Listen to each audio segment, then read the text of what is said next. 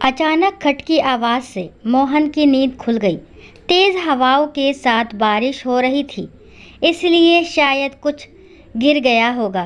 तकिए के नीचे से मोहन ने मोबाइल निकाल कर टाइम देखा तो रात के 2 बज रहे थे। अभी थोड़ी देर और सो सकते हैं, ये सोचकर उन्होंने फिर से आंखें बंद कर ली, पर नींद तो कोसों दूर जा चुकी थी। मन भटकने लगा और पुराने दिन याद आने लगे। पिताजी की असमय मौत के समय वो 10 वर्ष के ही तो थे।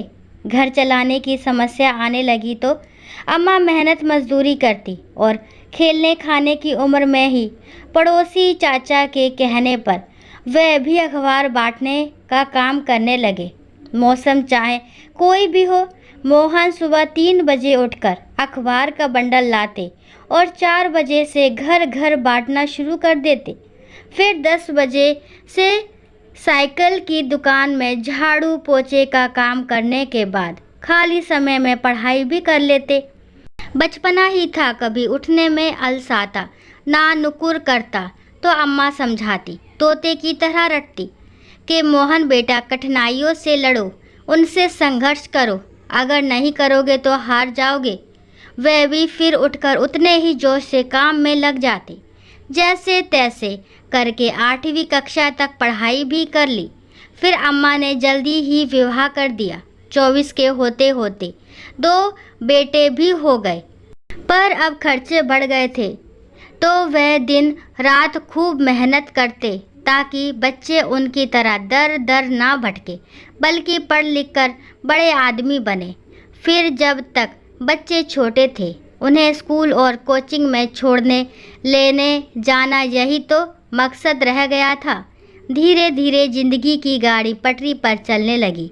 कभी वो थक भी जाते या मन हारने लगता तो अम्मा की दी हुई सीख याद आती और फिर से स्फूर्ति आ जाती। बच्चे शुरू से ही पढ़ने में तेज थे, इसलिए पहले छात्रवृत्ति, फिर बड़ी क्लास में कोचिंग संस्थानों ने आधी फीस भी माफ़ कर दी। दोनों बेटे इंजीनियर बन गए तो ऊंची कंपनियों में नौकरी भी लग गई। फिर अच्छे घरों की लड़कियों से शादी कर दी। 2-3 साल बीतते पोते पोतियों से घर गुलजार होने लगा। खुशियाँ आने लगी थी तो मन को बहुत सुकून मिलता। पापा अब आप काम नहीं करेंगे, सुबह से कितनी मेहनत करते हैं, बहुत हुआ, अब आपके बेटे कमाने लगे हैं। बड़े बेटे ने कहा तो छोटा भी कैसे पीछे रहता, वे भी मनुहार करने लगा। हाँ मम्मी पापा, आप लोग हमारे साथ चलिए और ज़िंदगी के बाकी दिन अपने बच्चों के साथ चैन से बिताइए। सुनकर मन में घमंड सा आ गया। कितना अच्छा भाग्य है उनका। आज के ज़माने में जब बुढ़ापे में कईयों के बच्चे अपने माँ बाप को बेसहारा छोड़ देते हैं, ऐसे में मेरे बच्चे एक दूसरे से ज़्यादा सेवा करने की होड़ में लगे हुए हैं। बाबा मेरे साथ खेलने चलो। तभी पोते ने कहा, नहीं बाबा मेरे हैं, पहले मुझे कहानी सुनाएंगे। पोती उसकी शर्ट पकड़कर अपनी ओर घसीट रही थी। फिर दोनों में खींचातानी होने लगी। अचानक पत्नी की आवाज़ सुनकर उनकी नींद खुल गई। उठिए जी, आज पेपर बांटने नहीं जाना है क्या? मोहन को झकझोरते हुए उनकी पत्नी उन्हें जगा रही थी। वे चौंक पड़े। ओह, तो वो सपना देख रहे थे। हाँ, सोचते सोचते नींद आ गई थी। शायद ये सपना ही तो था। ऐसे शब्दों को सुनने के लिए तो उनके कान तरस गए थे, क्योंकि दोनों बच्चे विदेश में बस गए थे। यहाँ उनका था ही कौन? एक अखबार बेचने वाले को अपना बाप कहने में अब उन्हें शर्म जो आने लगी थी। हड़बड़ाते हुए वे उठ बैठे। उन्होंने एक नज़र अपने हाथों की लकीरों पर डाली। संघर्ष अभी बाकी है। अभी तक अपनों के लिए मेहनत करते थे, अब अपने लिए करेंगे। सोचते हुए जल्दी से बरसाती पहनकर घर से निकल पड़े। अब दूसरी कहानी। वे बड़बड़ाते हुए घर से बाहर निकला। सोचा कभी इस लड़ाकू औरत से बात नहीं करूँगा, पता नहीं समझती क्या है खुद को। जब देखो झगड़ा, सुकून से रहने नहीं देती। नज़दीक के चाय के स्टॉल पर पहुंचकर चाय ऑर्डर की और सामने रखे स्टूल पर बैठ गया। तभी पीछे से एक आवाज़ सुनाई दी, इतनी सर्दी में घर से बाहर चाय पी रहे हो? गर्दन घुमाकर देखा तो पीछे के स्टूल पर बैठे एक बुजुर्ग थे। आप भी तो इतनी सर्दी और इस उम्र में बाहर हैं बाबा?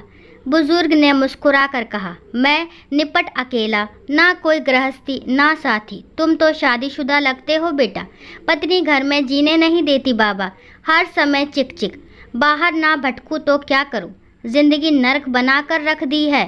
बुजुर्ग, पत्नी जीने नहीं देती? बरखुरदार जिंदगी ही पत्नी से होती है। 8 बरस हो गए हमारी पत्नी को गए हुए। जब जिंदा थी कभी कदर नहीं की, आज कमबख्त चली गई तो भुलाई नहीं जाती। घर काटने को दौड़ता है, बच्चे अपने अपने काम में मस्त, आलीशान घर, धन दौलत सब है, पर उसके बिना कुछ मज़ा नहीं। यूं ही कभी कहीं भटकता रहता हूँ। कुछ अच्छा नहीं लगता। उसके जाने के बाद पता चला वह धड़कन थी, मेरे जीवन की ही नहीं, मेरे घर की भी। सब बेजान हो गया है। लेकिन तुम तो समझदार हो बेटा, जाओ अपनी ज़िंदगी खुशी से जी लो, वरना बाद में पछताते रहोगे मेरी तरह। बुजुर्ग की आंखों में दर्द और आंसुओं का समंदर भी था। चाय वाले को पैसे दिए, नज़र भर बुजुर्ग को देखा, 1 मिनट गवाए बिना घर की ओर मुड़ गया। उसे दूर से ही देख लिया था। डबडबाई आंखों से निहार रही पत्नी चिंतित दरवाजे पर ही खड़ी थी। कहाँ चले गए थे? जैकेट भी नहीं पहना, ठंड लग जाएगी तो। तुम भी तो बिना स्वेटर के दरवाजे पर खड़ी हो। कुछ यूं दोनों ने आंखों से एक दूसरे के प्यार को पढ़ लिया था। कई बार हम लोग भी अपने जीवन में इसी तरह की गलतियां कर बैठते हैं। सिर्फ पत्नी ही नहीं, माँ बाप, चाचा ताऊ, भाई बहन या अजीज दोस्तों के साथ ऐसा क्रोध कर देते हैं जो सिर्फ हमको ही नहीं उनको भी कष्ट देता है। छोटा सा जीवन है, कहीं क्षमा करके कहीं क्षमा मांगकर हंसकर गुजार दे। जिंदगी के सफ़र में गुजर जाते हैं जो मकाम, वो फिर नहीं आते। दोस्तों, आशा करती हूँ ये कहानी आपको ज़रूर पसंद आई होगी। अगर कहानी पसंद आती तो प्लीज़ मेरे चैनल को लाइक शेयर सब्सक्राइब करना ना भूलें और इस कहानी के बारे में आपका क्या विचार है कमेंट बॉक्स में ज़रूर बताएं और कहानी को लास्ट तक सुनने के लिए थैंक यू। राम राम, राधे राधे।